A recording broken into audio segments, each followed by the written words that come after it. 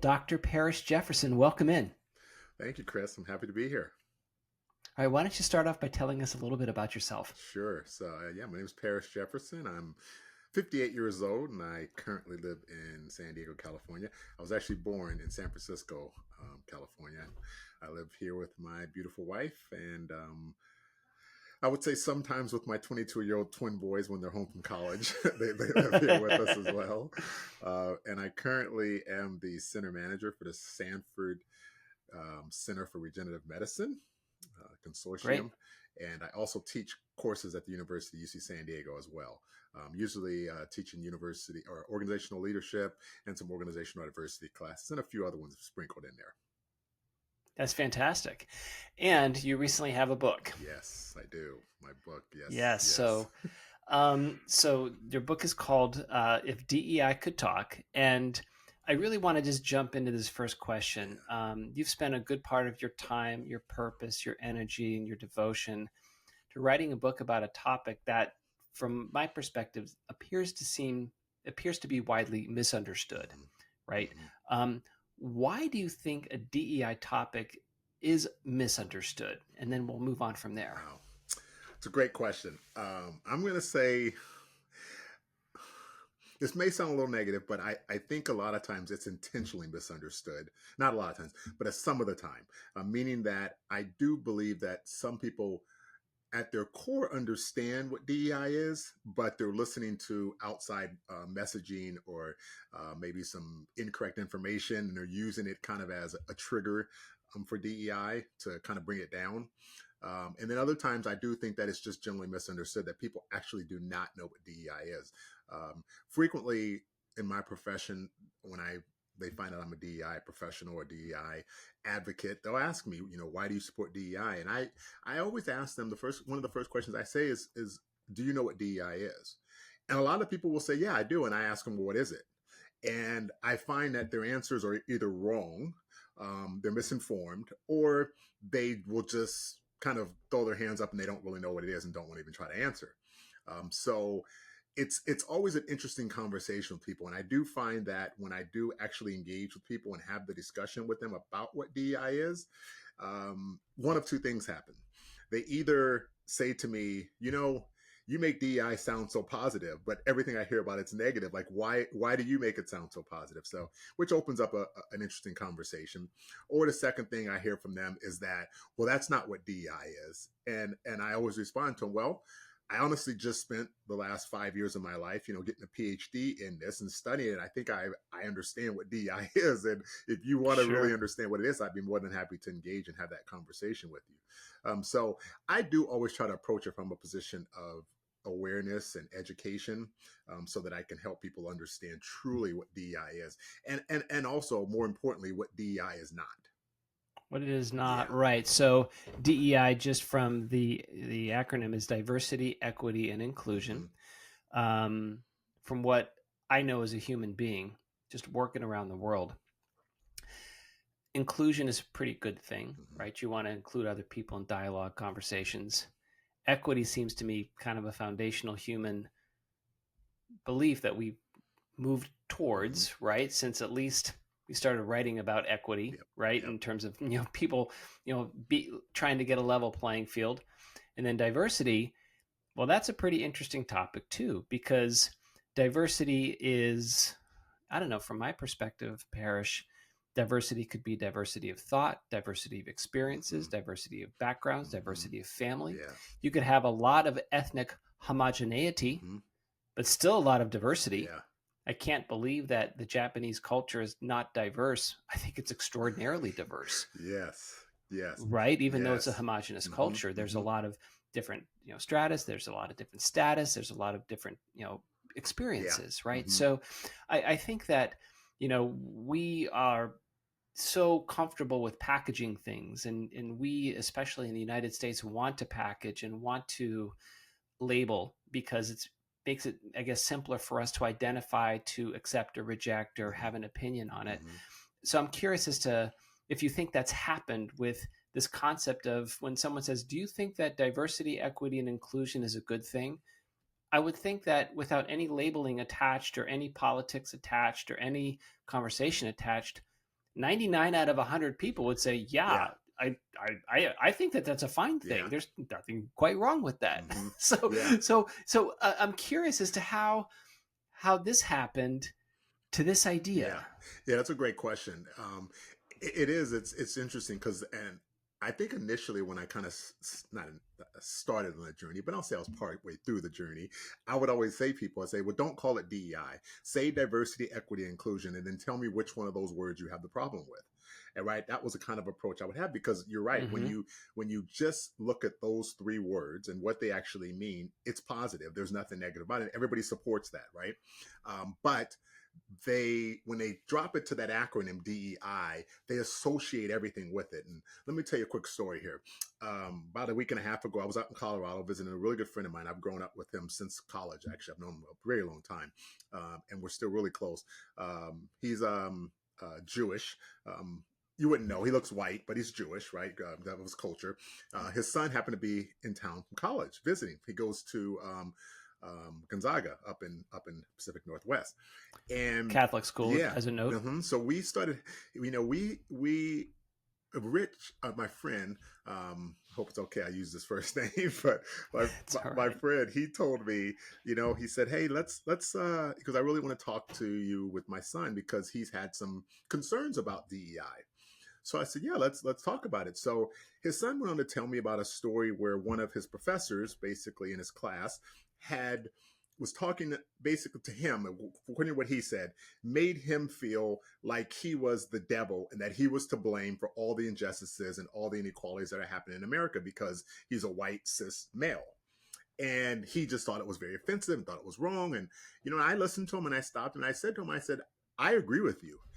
And more importantly, that's not DEI. I said, I don't know why Right. you're tagging that as DEI.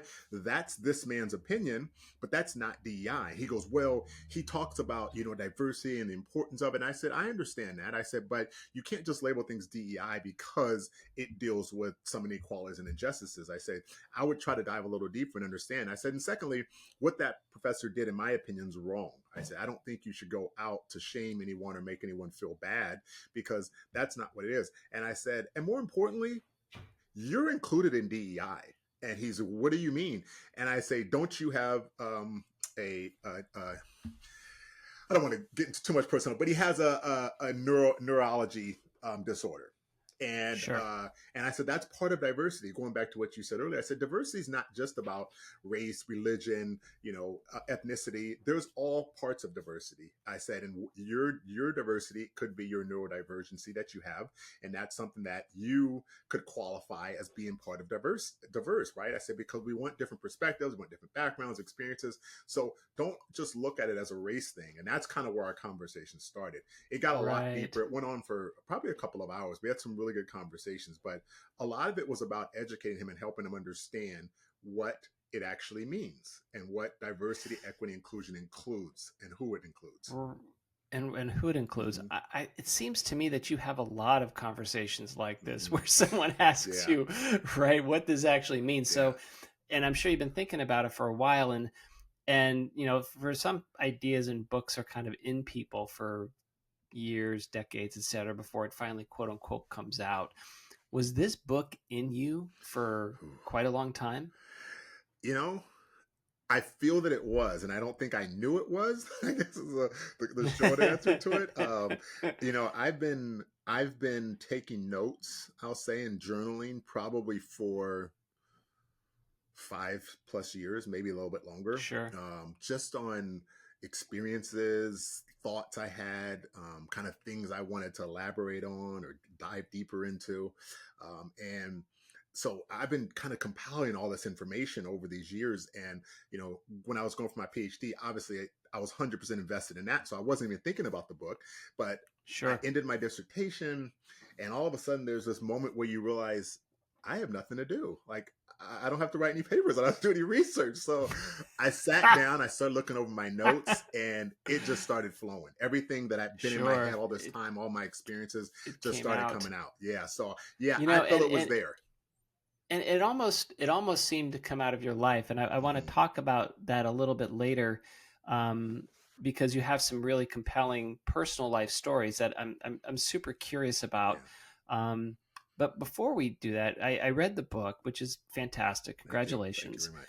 Um, and one thing that struck me, and if this lands as a, if this question lands poorly or sounds terrible, I don't mean it to. Okay. Um, but in your book, you use initial caps for white and black Mm, when describing people. mm-hmm. I thought that was pretty interesting. I was like, oh, as a young black child, I was like, okay, okay. Why do you initial Yeah. cap white and black in the context of this book? Well, one of the I was going to say one of the great things about doing a dissertation, but I don't know if there is anything great.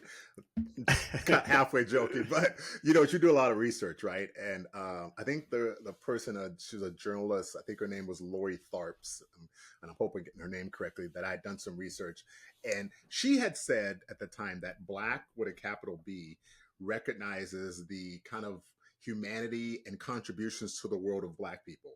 Black with a lowercase b is just a color. So that stuck with me at that time. And Interesting. as I went more learning more about it, I felt the same thing about white, right? If you're using white with a lowercase, it's just a color. But when you capitalize it, it attaches everything that comes along with it, right? So when you look at the term black, capital B, and the term white, capital W, now you see the meaning behind it, all the context that comes along, all the privilege or That's inequalities, all of that stuff that is along with it.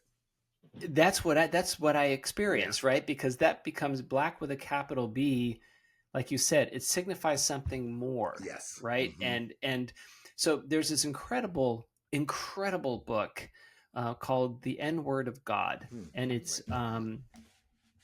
it is you know what, I'll find it off my shelf Uh-huh. and I'll show it. It is a picture book, and it's staggeringly imaginative. Mm, I've never read anything like it before in my whole life. And, you know, it might not fall to everybody's tastes, but mm, because it was so interesting and so compelling and so beautifully illustrated, I just think it's one of the greater pieces of art that I've seen. yeah. And he has this page where he talks about black and white, and he has a black page and a white page, the color. And he says, "Well, put your hand over one." So I put my hand over the white page, and I'm like, "Oh, I'm kind of golden, freckly, a little peachy, Yeah. Yeah. right? Right? And if you're African American or Yeah. you're Dominican or if you're black and you Mm-hmm. put your hand over it, You're not you're black. not black, Yo. right? Uh-huh. Because the colors stands. Yeah. So that's what I thought was so interesting. And in this book, what he talks about is, you know, that as soon as you capitalize that letter and you throw this connotation out there, you have a perspective of kind of these two separate cultures. Mm-hmm. And what really struck me, Parish, was when I was reading the book, and you have a moment when you're a boy, and you kind of talk about these two separate cultures, and you kind of felt Mm-hmm. that. You had a story about when you go into a Yeah. store with a white friend, Mm-hmm. which is a totally different experience than if you go into the store with a fellow black Yes. friend. Yes. and and I was like, oh, now I get that capitalization. I Mm-hmm. get this idea of two different cultures Yep. because that's kind of what you were feeling. Yeah. Yeah. I'm glad you brought that up. That came up in the conversation I was talking about with my friend's son as well. Cause, he was, it's interesting when you talk to someone that comes from a place of privilege. Now his parents are very wealthy. He grew up in a very nice home in Colorado. Mm-hmm. Uh, Went to private school. Parents, gave him counseling and tutoring and everything so he can go to SATs. Now at a private school in Gonzaga. You know, Parents sent him a lot of money. He has his own brand new car. He's very very well off. But when you try to make him understand his privileges and the privileges he had or has against people from the inner city, that's where you see the friction begin. Like they acknowledge that there's privilege, but they don't think that it gives them an advantage. Like he actually was telling me that he thought I had more of an advantage being an African American than he did being a white person. And so it was an interesting conversation, but it's hard to make people understand what the experience is like living as a black man in America. It's a hard thing to Mm-hmm. explain, right? Because like the same actual friend that him and I have had conversations before, and he'll say to me, Parrish, you have a great job, you have a home in San Diego, you make good money, you're educated. He goes, I don't understand why you would have these experiences. And I said, well, when I walk out the door, I don't wear a name tag over me. I am a PhD. I have this car, whatever it is. All they see is a large black man, right? And all the Right. misconceptions and stereotypes that come along with it. So I always think it's important. I think it's important that we acknowledge this is reality. I'm not saying Hmm. I always tell people when I'm talking, I don't want you to think that I'm ever blaming you for your white privilege or blaming you for injustices that happen. It's not your fault. I don't want you to think of it that way, but I want you Right. to be aware of the struggles and challenges that I have on a daily basis that you don't deal with because people don't see you as a category, as a certain person because of the color of your skin. So that's one of the Right. things I really try to stress as much as I can with people. And that's what I was trying to capture in the book. That's why I used a lot of storytelling, because I felt if I could take people into my lived experiences, that maybe it would Hmm. resonate a little more, maybe it would make more sense with them, and they could start saying, okay, I understand. I can see how that can be challenging. I can see how that can, cause this kind of a loss of self as you grow up. Sure. No, that I understand, and I think that the idea that and one of our guests, David, and the show's titled David and the Responsibility of Privilege. So he knew that he was privileged. Mm-hmm. He had a fantastic home growing Mm-hmm. up, super stable family, Mm-hmm. private educations, and he took advantage of all of that, Mm-hmm. right, Mm-hmm. to have the best life possible for Yes.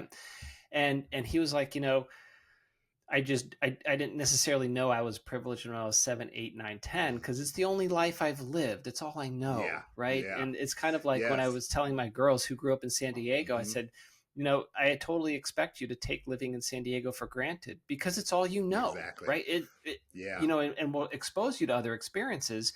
And even if you say, "Oh my gosh, I'm lucky," those aren't other lived Mm-hmm. experiences. Like this is the Yeah. only lived experience you have, and Yes. everyone has their own lived experiences. And when they're born into it, that's they're not responsible Yeah. for the life that they're born Yeah. into. And I didn't. It was very interesting, when you said that growing up, because it took me back to my childhood. And so I grew up in Pittsburgh, and my elementary school was East Hills Elementary School, Mm-hmm. and it was a completely diverse elementary school, right? In fact, my very first friends were African American friends. And I'm like, okay, that's cool because we're just five, Mm-hmm. right? We're Yeah. 5 and 6 Yeah. and we're just playing, Yeah. and it's normal and Mm-hmm. it's okay. And I didn't quite start, understanding like the sense of two different cultures until I got a little bit Yeah. older. And growing up in Pittsburgh too, there's it's a very neighborhoody kind of city Mm-hmm. where there are different neighborhoods connected to one another. um, but it's a very European, very Jewish city. Mm-hmm. So there's a minority of African American population in the Yeah. city, and so as I grew up, when I left the elementary school and kind of moved into these various neighborhoods that my folks moved into, I the diversity of my friendship, the ethnic diversity of my friendships, really dwindled Yeah. and became right. Yeah.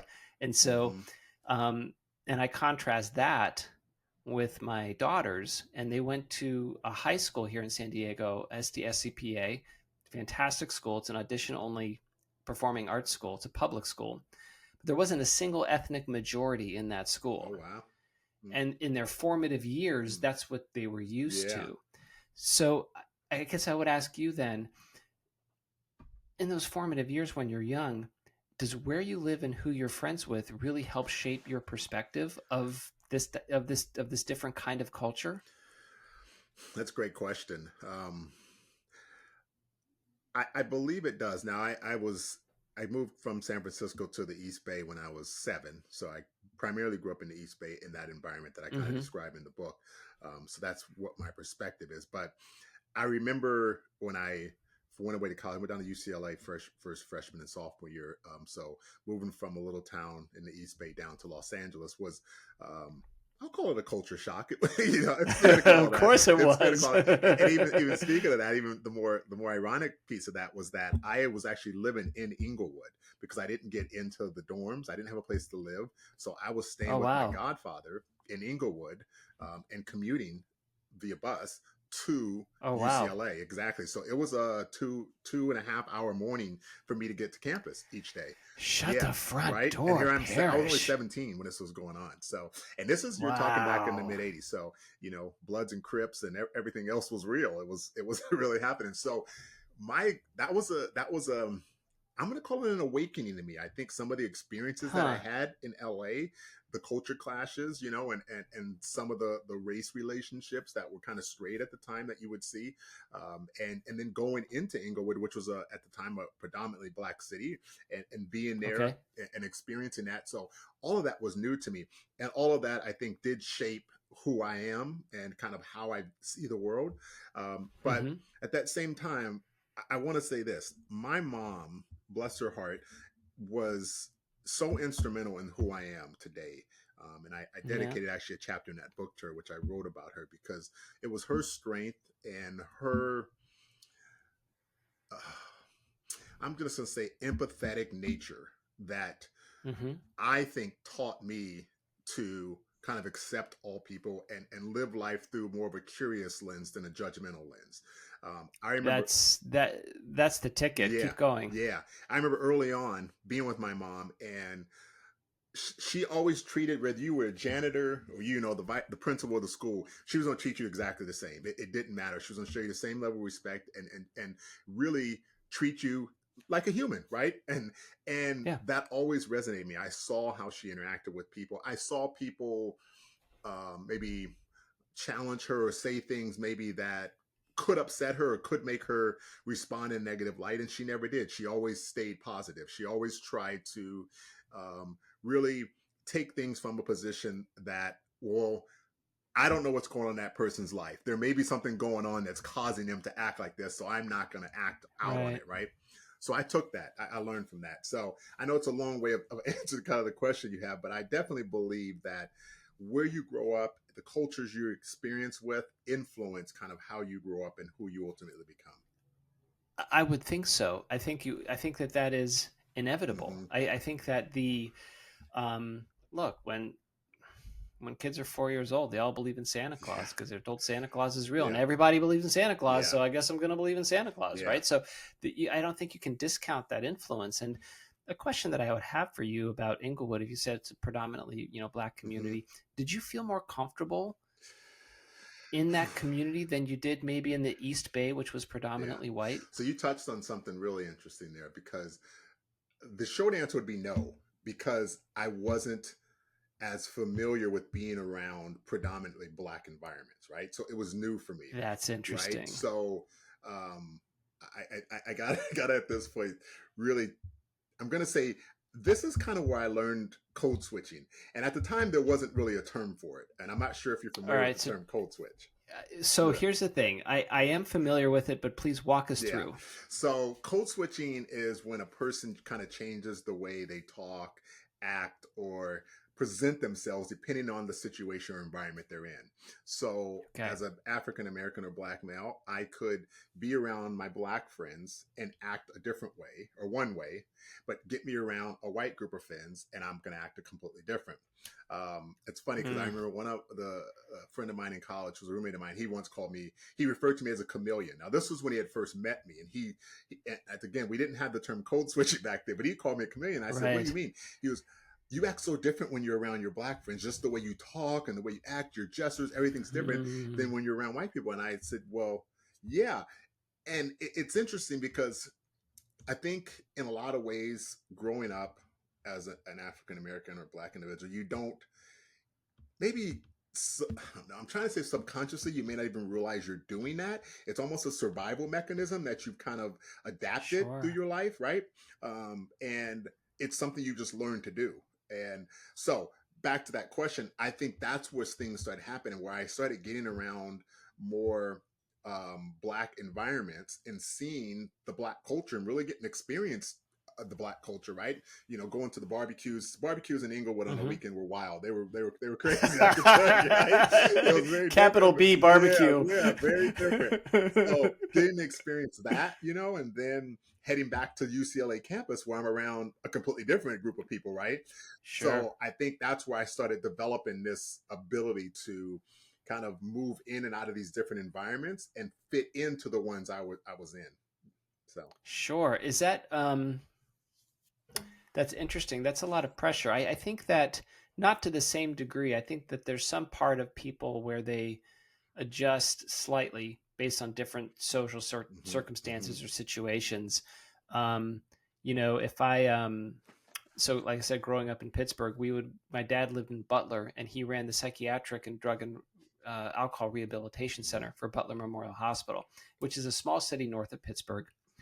And I grew up there in the Pittsburgh in the 70s, 80s, and in the 80s the steel industry collapsed in Western Pennsylvania, hmm and Butler was a heart of that, right? So it was a devastating moment for that city.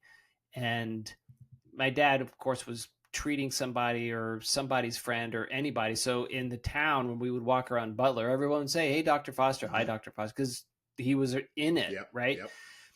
And I would actually, and I don't think this is the degree of code switching that you're talking about, to be fair, but I would be a little bit different around that group, and around steelworkers hmm and around laborers. hmm And I worked construction for a little bit and was a little bit different around them than I might have been around, my professors or some other, places that I was.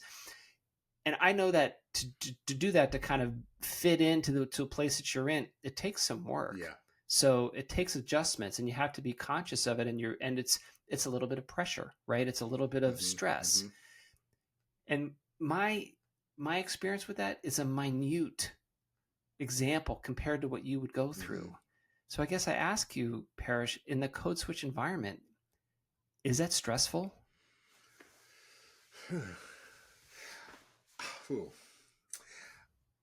I'm gonna say at times, yes. I think sometimes it happens at more a subconscious level, right? It just happens naturally. Like I don't even think Hmm. about it. But there are times where I notice that I'm in a very different environment, right? And I feel that I have to act or behave a certain way. So when I was working at a large tech company up in the Pacific Northwest, um, and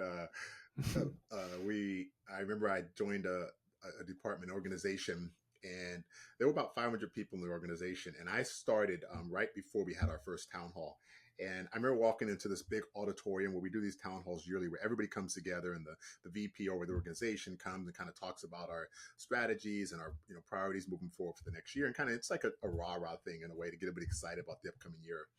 And I walked into the room, and one of the things that you do as a I'm going to say as a black male because I'm speaking for myself. Maybe other minorities do this as well. I don't know.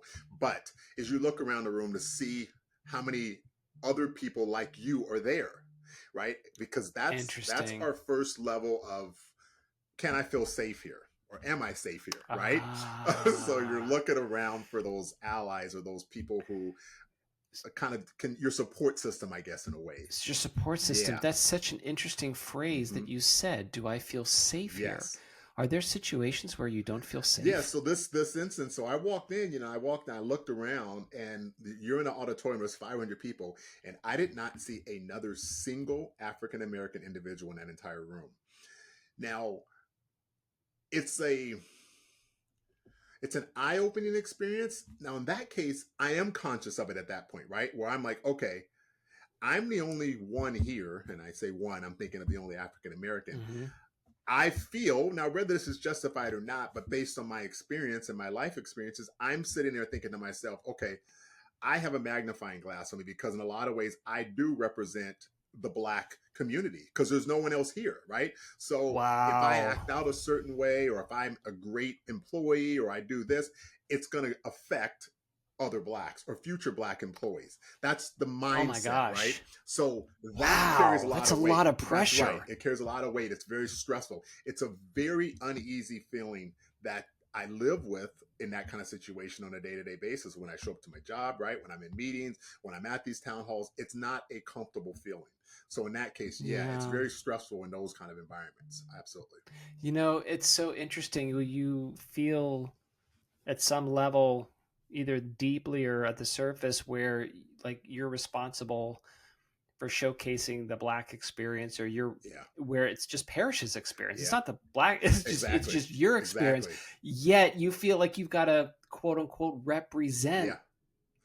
It's a weird, That's yeah, it's a weird position to be in. And it's, you know, I think I'm trying to think. I don't know if I've talked about this in the book. I might have. I honestly I can't remember if I did. But at social work school, um, this is one of the first times that I remember it vividly happening to me. Right, this was about 20 years ago. I was in getting my master's, and I was in a course, and we were talking about just cultural experiences, different cultural experiences, and different people were talking. And the teacher, actually professor at the University of Texas, she says to me, "Hey, Parish, I would love to hear from you and hear about the Black experience. Can you tell us about the Black experience?"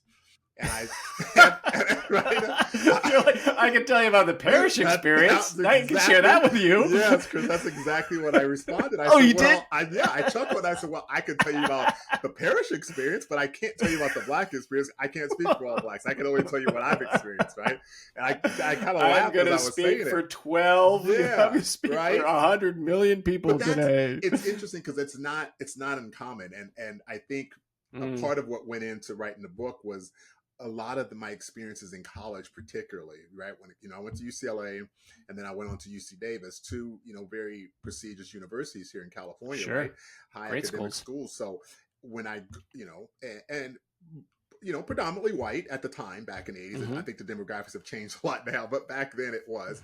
So a lot of people, I couldn't even count on both my hands and feet the number of people that told me, like, I'm the first Black friend they've had, or I'm the first time they've talked to a Black person, or I'm the first Black Wow. person they've ever went on a date with. All these different experiences were first for people. So in a lot of ways, I always felt like I am representing my race in that sense, right? I am, like, if I show them something bad, they're going to associate it with Black people because this is their only experience they have. So Huh. yeah, it's one of those things you do carry with you for a period of time until you start learning how to navigate through that. I think and not put that kind of pressure on yourself. But early on when you're young, you do feel that. Wow. So now, speaking of young, you've got two young sons, Yes. right? You've got twin boys. You Yeah. just said 22. Yeah. I have to believe that there's some kitchen table conversation going on about Yeah. these type of topics Yeah. or the things that you write about.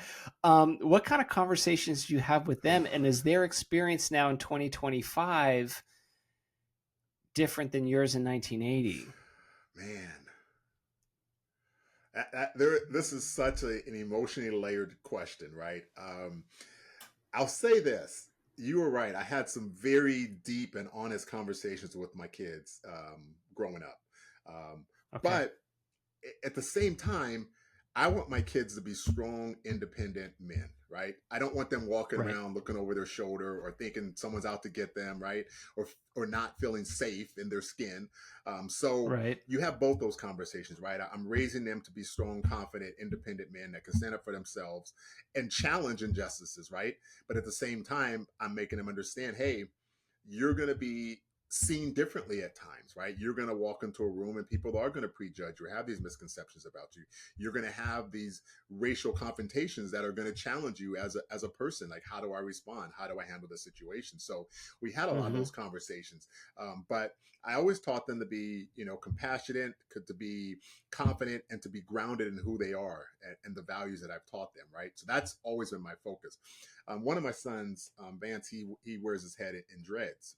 So he's had a number of instances, being pulled over by cops and questioned for Really? nonsense. Oh, your lights weren't on, or oh, you didn't signal at this last sign. You were playing your music too loud. Just weird things that would happen. Mm. And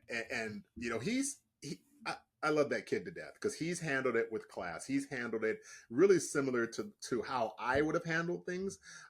And all I can say is I do attribute that to the conversations we had, right, and the discussions we've had. Sure. So I feel that I've done a good job in that. but it's a challenge. It's I always talk to my white friends. I shouldn't say my white friends. Like there's only a couple. I have many friends that are of all. If you saw my group, actually, Yeah. my main core group, there's a white guy, there's a Jewish guy, there's a Mexican guy, two black guys, Sounds like you're and all going to a bar and there's a joke. yeah, exactly, right. We're this totally melting pot of America, which is what I love. When we go out on trips, it's great because we really have all these different perspectives, and that's why I'm so close to these guys. But point being that we talk about that, and I tell them, you don't have those conversations with your kid, right? You don't tell your kid how to act if a cop pulls you over. You don't have to tell your Right. kid how to act when you're being followed in a store, how to act, when you're being accused of something you didn't do, which has happened to my sons as well. So it is interesting, but it's also interesting at the same time to see how my one son that has the dreads is I hate to say treated, but the experiences he has compared to my other son who wears his hair more natural, and maybe is more clean shaven and looks less intimidating or less whatever you want to fill in the adjective, whatever you want. His Mm-hmm. experiences are a lot different. He hasn't been pulled over. He hasn't had those kind of confrontations. He hasn't been questioned about things. Did you steal this or what happened? So it is interesting to Wow. see the different experiences between the two. Yeah, that's amazing, and it's sad. And on behalf of your son, I'm sure you get ticked off, and yeah, I'm sure you've moved past like the anger, but I get um, really rankled by that sense of injustice that would Yeah. happen, right? And as you start thinking about this next generation, you know, you hope that these kind of moments go away, but Yeah. in your book, there's a really powerful moment where you were in a bar in Mm-hmm. Sacramento and this guy from Tennessee is sitting Yes. next to you and you're getting drinks because you're a regular and Yep. they all know you and he's not getting a drink and he lands just an awful spiteful phrase Yes. and you're like, okay, how am I going to handle this and deal with that? Now, when I read that passage, Parish, I actually got a little bit tight by reading it. I Yeah. can't imagine how Yeah. tight you got at the Yeah. moment, right? And you handled it with grace and connection. You ended up connecting, but that sense of having to have that Mm-hmm. moment and receiving that moment, is that the kind of stories that you talk to your sons about in terms of handling situations like that? Absolutely. Yes. 100%. I tell I intentionally tell my kids stories like that because I want Oh them to wow. see how to handle things, with grace and dignity, and not reaffirm their beliefs, right, or their prejudice or Right. misconceptions they already have. Um,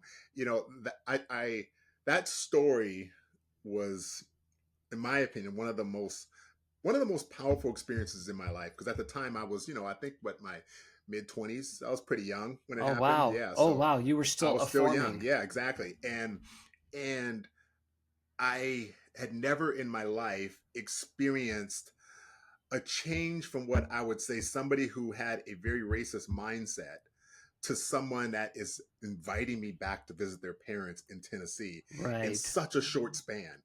It was almost like if you wrote it in a story, it wouldn't be believable. People are like that just doesn't happen, but it did, and it Uh-huh. was it was one of those moments where even me and my friend Tony, the gentleman that was with me at the time, we still talk about it to this day because it was crazy. It was just an experience that we just couldn't believe that this person who, like you say, threw out such a negative racist, a horrible racist term to us at one moment.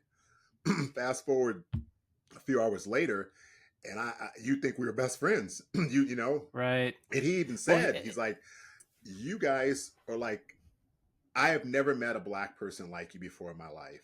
I want to bring you home, almost like I was a trophy, right? I want to bring you home and almost show like you you were like to my family and friends. representing the Yes, experience, right, right? exactly. But it was, again, it was that approaching the conversation with curiosity. Like I could have responded with anger. I could have punched the guy, obviously, and done Sure. something and just reaffirmed. He would have walked away thinking the same thing he would have thought at the very beginning of that conversation.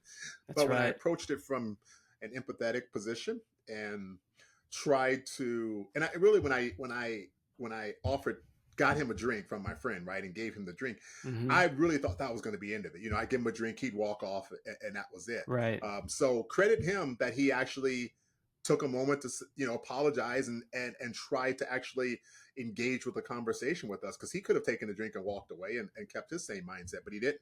So in that sense, I think in order for things to change, in order for us to get to where we truly want to be, it takes both of us to have those conversations. It takes a person like him that was willing to engage, and a person like Mm-hmm. me that's willing to challenge the misconceptions and stereotypes and have that real Right. conversation. Yeah, I think that message of one-to-one person real conversation Mm-hmm.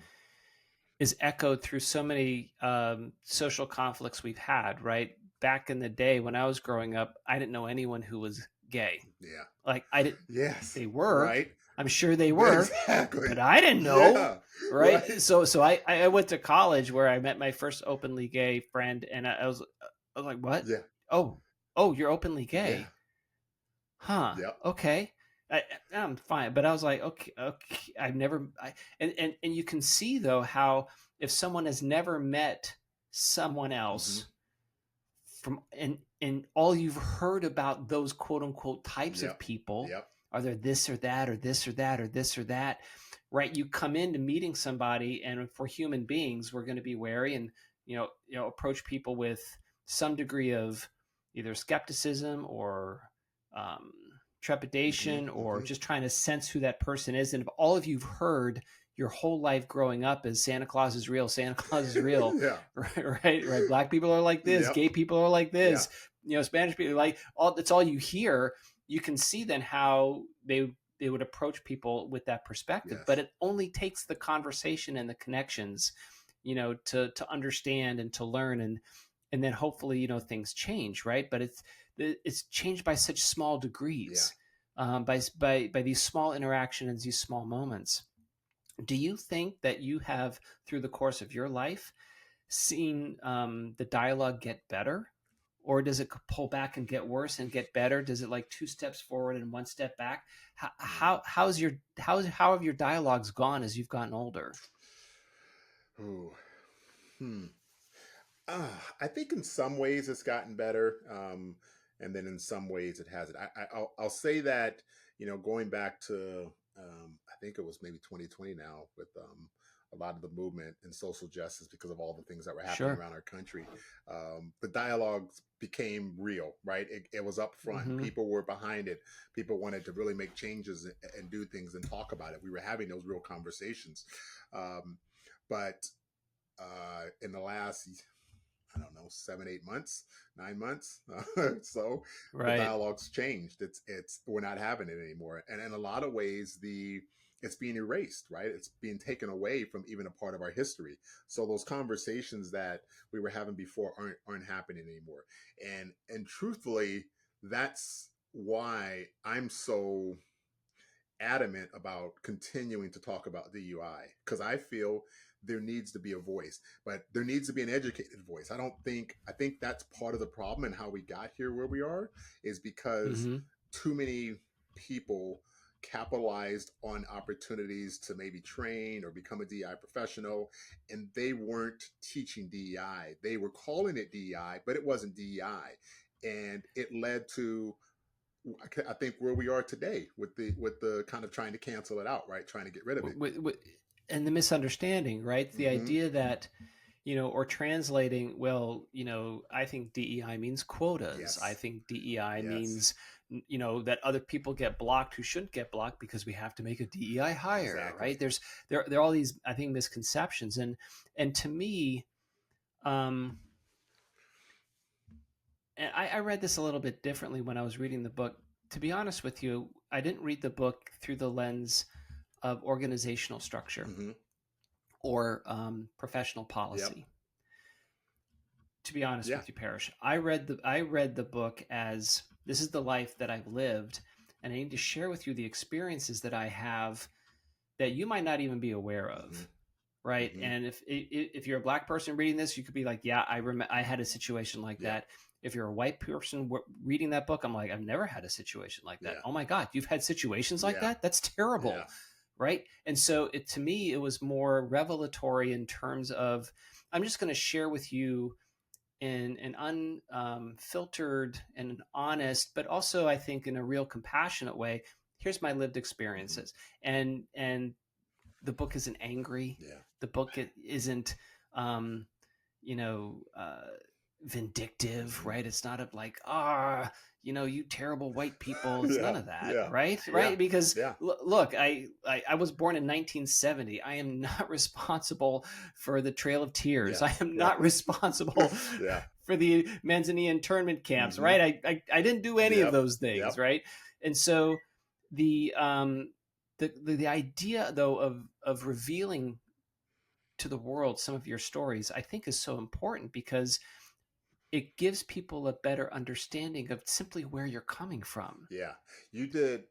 I'm glad you said that because you actually did read the book from where I wanted it to come from. Because the Oh, subtitle, right, is excellent. "One Man's Journey Through Privilege, Oppression, and Hope." So it is my journey, right? And I wrote it Your journey, because it's Parish's yes, journey. Parish's journey, and I wrote it and I used the narrative and used the stories because I do want to open up those conversations. I want to make it real and tangible to people to just spark that conversation. The second book, which I'm working on now, will be more of organizational diversity. It will be a title around that. So I feel like now I've opened up the Hmm. conversation. Now let's get real. How do we make this happen in an organization, right? One thing I wanted to point out, because I wanted to tell you this story, which it kind of really ties in a lot with what we've been talking about. About, I don't know, maybe a couple of months ago, I was at a conference and was invited to speak at a leadership conference. And I spoke on navigating change in an organization. And had a really, really fantastic speech.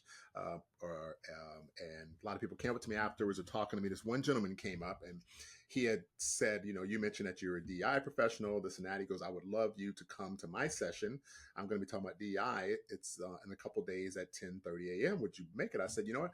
I'll come back to the conference and listen to you. He goes, yeah, I'd love to get your feedback, see what you thought. So I went in, I sat down at his session, and he started the session off in an interesting way. So what he did was he said, if you're white, male, and cisgender, please stand. And there was about maybe 50 people total in the room, and I'm going to say somewhere between 8 to 12 people stood up, male, white, All male, right. cisgender. And he says, everybody, all of you that are standing, you can leave now. This session is not for you. It's DEI. Right? That was my face, right? That's my Oh, face myself. And I sat there, no, so I immediately wrote down no. as a note. So afterwards, I came up to him and he said, so what'd you think of the presentation? I said, I said, you had some highlights, you did some really good things. I said, but I got to tell you, you really, really hit it wrong off the start. And he goes, well, what do you mean? I said, Oh, well, and I told him, I said, when you did that, what you did right there was shut down those people immediately. They're done. They didn't want to, they probably didn't hear anything else you said for the rest of the event. I said, honestly, any people that are associated with them might have felt the same way. I said, the words are diversity, equity, and inclusion. Inclusion means everybody, right? I say, so you don't know those people. You don't know if they're military.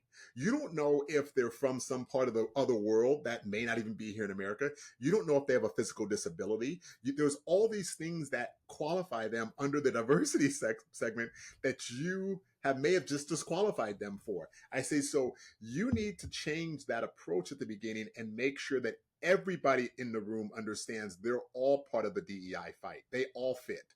They may not fit in the right. race category. They may not fit in the religion category. They may not fit in the gender category, but they're going to fit in these other categories, right? And that's a lesson that I do. I told them in my courses when I teach DEI, the first thing I do is show this diversity wheel, and it has all these different elements of diversity.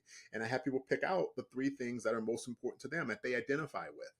And Hmm. like I said, they'll put out some, a neurodiversity they may have. They'll point out, like they said, their military experience. They'll point out that they grew up in another country. They'll point out that maybe they grew up in the South, so their perspective's different, right? They may point out that they don't have a college degree, so their education is something that's always been in their head. There's all these different things that help people contribute to bring different experiences, different backgrounds, which is what diversity is about. So that to me is kind of part of the problem.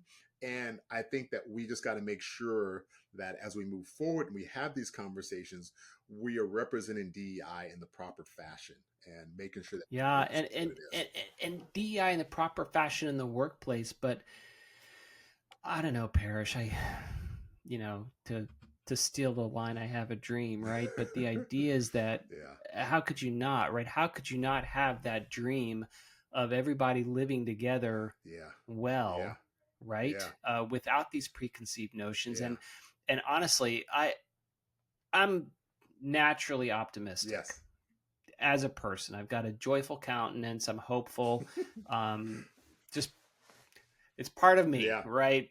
Hopefully that could be included, Yeah. right? I'm Yes. not the cynic, right? Yep. But one of the things that also gives me hope from a practical standpoint is that Generation Z, which is now your sons are Generation Z, my daughter's Generation Z. Mhm.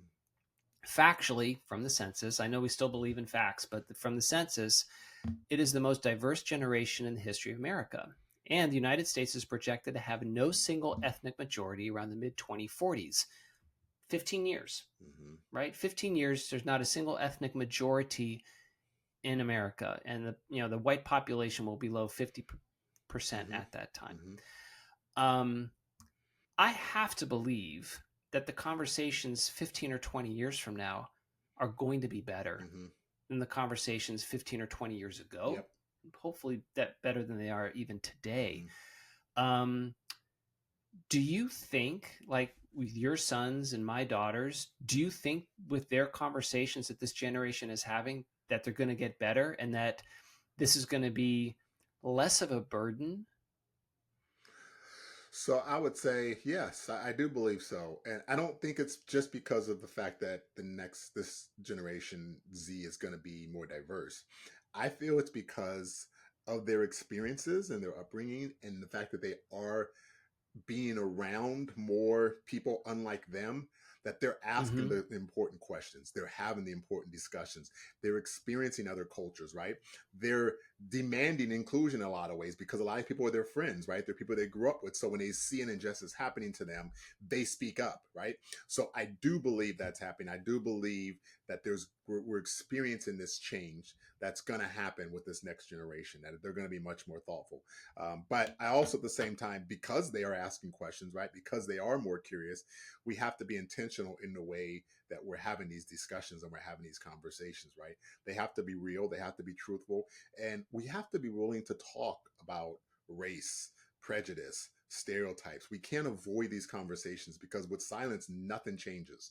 So you have to have these dialogue, you have to have these conversations. So I encourage my kids, who are part of the Generation Z, right, to always be curious, have those conversations. If somebody says Mm-hmm. something that, you know, raises your ears or makes you think, twice about them, be curious. Ask them, why did you say that? What did you mean by that? What does that mean to you? And try to have that experience with, try to hopefully change their perspective and just try to understand. Because I think understanding is kind of the first part of this, right? If you're willing to try to understand another person's perspective, it's going to help you grow as an individual, and it's going to help you have that empathetic response, right? Because you can see things from their angle, see things from their side. So that's important. That's right. Yeah. Well, that's the Walt Whitman Ted Lasso. Be curious, not judgmental, Yep. right? Exactly. The 100%. idea that people are coming through lives, and I think one of the reasons, well, one of the things that I've learned just through being older is that there's no one way to live a life, Yes. and B, no one experiences the same thing the same That's way, right. right? Yep. So my brother and I both lived in the same family structure Yes. that we had, and our family was kind of kooky, where my mom and dad divorced multiple times. We lived in many different houses. I had step families come in and I had step families leave. Hmm. I had step brothers come in for a couple of years and then they left, and spouses come in and then they were gone, and we both experienced that experience. But my experience of it was different than Hmm. his in terms of what I felt, my attachments, my ability to attach and detach. He was a little bit older, Hmm. so that Hmm. also has something to do with it, because when you're 7 and experiencing things, it's really different than 10. And Hmm. when you're 10, it's really different than 13. And when you're 13, it's really different than 16, right? So Hmm.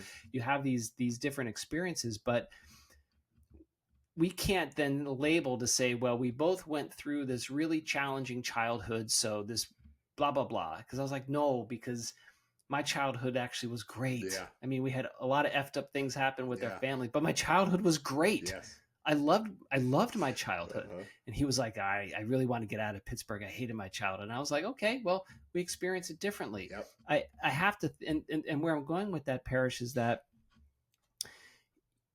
like you even said, your two sons are experiencing being young black men differently, Yes. Mm-hmm. Yeah, hundred just of percent. who they Just are. who they are, exactly.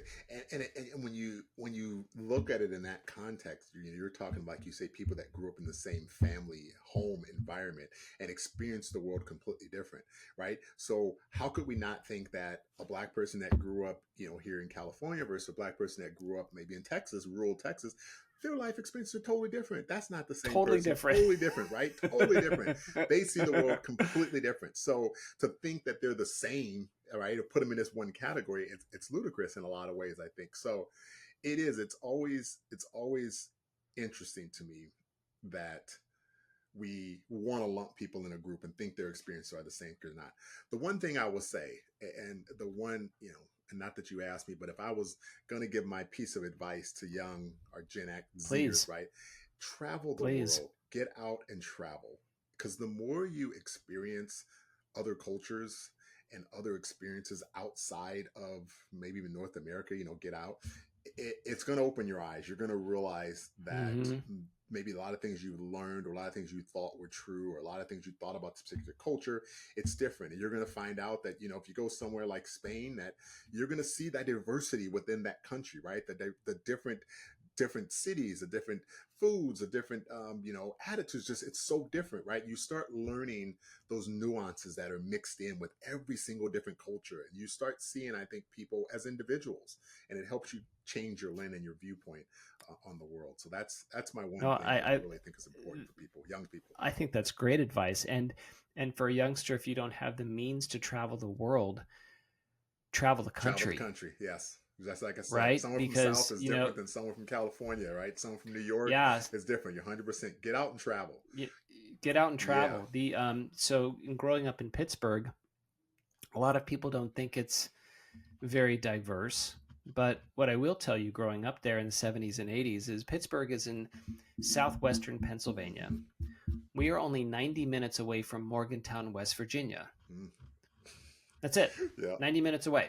We are 45 minutes, 45 minutes north of Pittsburgh is Butler, and 45 minutes north of Butler is Slippery Rock and Chicora and Mm. East Brady. East Brady, Pennsylvania, very different Yeah. than Squirrel Hill in Yes. Pittsburgh, Yeah. right? Yeah. And so Yeah. That's a so good point. there is diversity even within that Yeah. area, right? Yeah. And my dad at one point was living in a small town called Chicora, which is a little bit north of Butler. His next door neighbor had an oil well Mm. on his property, like Wow. like a little oil well, Yeah. and you could call it Appalachia. Barbara Kingsolver would. She would say anything between northern Georgia and up to West Virginia and southwestern Pennsylvania would be considered Appalachia if you're Mm-hmm. not within the cities. So there's diversity there, Yeah. right? There's diversity when you go to Savannah, Yeah. Georgia, or diversity when you go to South Carolina. I worked in Disney World this summer between high school and college, and when we drove up, we went through these back roads, and I drove through Norway, Sweden, and Denmark, South Carolina. These small towns. That was extremely diverse Yeah. for me. Yeah. We were looking at each other. We're like, oh my gosh, we could be on another planet, right? It's so diverse. Yeah. So You're I 100% love your right. point, but I love your point about travel Yeah. because it's hard to see the world in a new way if you're only around the world that you've grown Yeah, up in. exactly. And that's the thing. I think too many of us, we stay in our little bubble, right? And we stay in our little comfort zone, and we aren't willing to kind of stretch our imaginations or go out and grow and experience things that are going to challenge our way of thinking. I was when I was at social work school in Texas. Speaking of what you were talking about, I was living in Austin, but I was training Texas juvenile probation officers all throughout Texas. I mean, Mm, little towns way out in East Texas and West Texas, down in South Texas, in the Panhandle, and you go to those towns, and like you say, it's completely different, right? It's a whole different way of right. living, a whole different life. So, and a lot of those people I'd meet there, they had never been out of those towns. They've grown up there through generations, and that's where they've stayed. So you can see how they get set in their ways, right? They think that's Sure. the way to live. And you're right. If they just would travel a couple hours down the road and get into a major city and experience a different life, maybe it would change their perspective. Maybe it would change their viewpoint. So I think it was Mark Twain, right, that said, travel, what do you say? Travel is the enemy of bigotry. Is that what he said? I can't. Oh, I like it. You Yeah, might not have it's said it, but I sure it's like it. something, it's something around that nature. But it was a quote that basically says, get out and travel the world. It's going to open your viewpoints. It's going to open your perspective, and it's going to hopefully eliminate some of the prejudices and negativity we have in this world. So I love it. That's a great message, and yeah, that's a fantastic way to close. So I've got one question that I ask all my guests. Who is someone that you know that I don't know that I should meet? oh, that's a fantastic question. Someone I know that you don't know. It doesn't have to be someone famous. This can be anybody. I'm assuming you're asking me, right? I'm hoping it's somebody that you know. Yeah. It's funny because in the immediate person that popped into my head is my mom. So, Mm.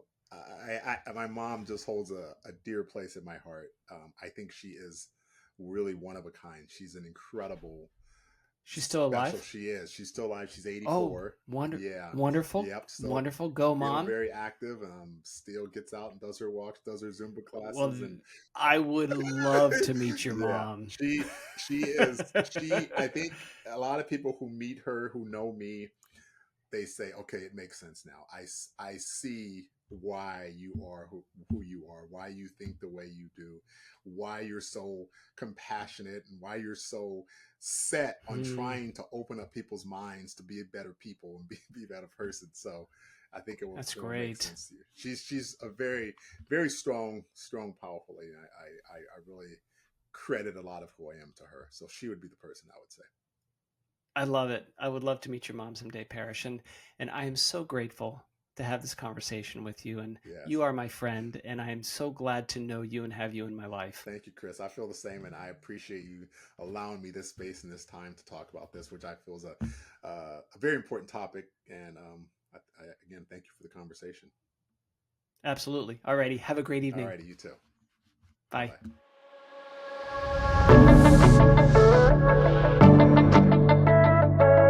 bye.